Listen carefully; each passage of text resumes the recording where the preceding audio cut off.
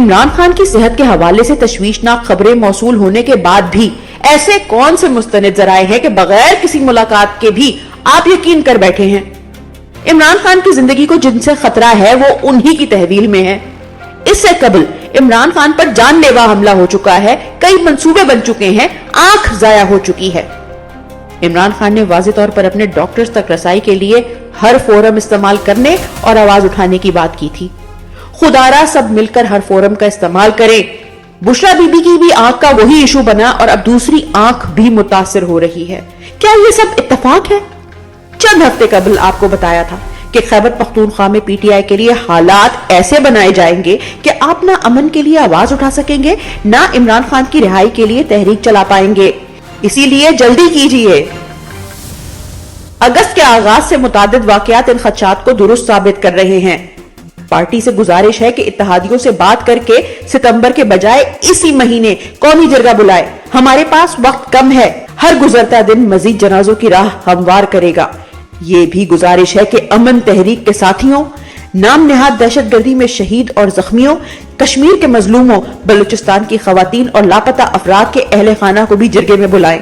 قومی جرگے کو لسانی بنیادوں پر محدود کرنے کے بجائے اس کو پاکستان کے ہر مظلوم، محروم اور پسے ہوئے طبقے کا جرگہ بنا کر اتحاد کا پیغام دیں تاکہ پورا ملک آپ کے ساتھ کھڑا ہو۔ پولیس سے آج پھر گزارش ہے کہ گزشتہ کئی واقعات کی تفصیل قوم کے سامنے رکھیں، ورنہ یوں ہی آپ کے بھی جنازے اٹھتے رہیں گے۔ قوم کو آگاہ کرو کہ کیسے ان کو لایا گیا، کیسے آپ کو اکیلے چھوڑا گیا، کیوں آپ کے جوان ایسی بے بسی میں شہید ہوئے، پورا واقعہ سامنے رکھ دو۔ اس میں آپ کی بھی بہتری ہے اور قوم بھی آپ کے ساتھ کھڑی ہوگی، یہ گارنٹی میں آپ کو دیتا ہوں۔ آپ اس ڈرٹی گیم کو ایکسپوز کریں۔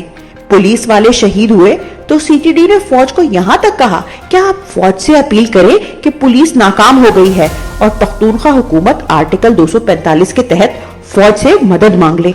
کمال نہیں ہو گیا؟ انشاءاللہ امن پاسون میں اب تیزی آئے گی۔ یہ سلسلہ صرف سوات تک محدود نہیں رہے گا۔ دہشت گردی کی نئی لہر کی یہ کوششیں 2022 سے بار بار ہوئیں، لیکن ہماری قوم نے اسے خود ناکام بنایا تھا اور حالیہ کوششوں کو بھی انشاءاللہ عوامی طاقت سے ناکام بنایا جائے گا۔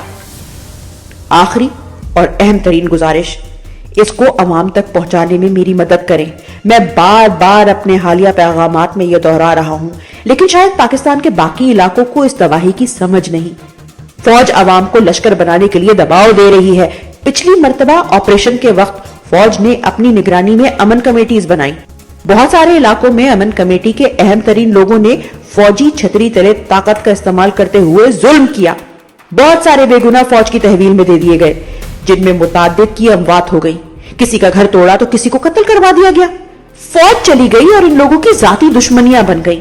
گزشتہ کچھ عرصے سے خصوصاً حالیہ ٹارگٹ کلنگ میں نشانہ بننے والے وہی امن کمیٹی کے لوگ ہیں۔ اب سوچیں کہ امن کمیٹیز کے اتنے عرصے بعد بھی دشمنیاں چلی آ رہی ہیں، تو فوج جب پوری قوم کو بندوق اٹھانے کا کہہ کر لشکر بنانے کا حکم دے رہی ہے تو اس کا کیا اثر ہوگا؟ پھر لشکر بنا کر وہ لڑے گی بھی کس سے؟ لانے والوں سے یا آنے والوں سے؟ پھر ریاست کی پالیسی تبدیل ہوگی تو ہر شہری تو لشکر کا حصہ بن چکا ہوگا۔ یہ دشمنی ذاتی نہیں، قوموں اور نسلوں تک جائے گی۔ اسی لیے میری قوم سے درخواست ہے کہ خدارا ان کی گیم کو ایکسپوز کریں، اس سے پہلے کہ معاملات مکمل طور پر ہمارے ہاتھ سے نکل جائیں اور ہماری اگلی ایک دہائی بھی انہی ناکردہ گناہوں کی سزا کاٹتے گزرے۔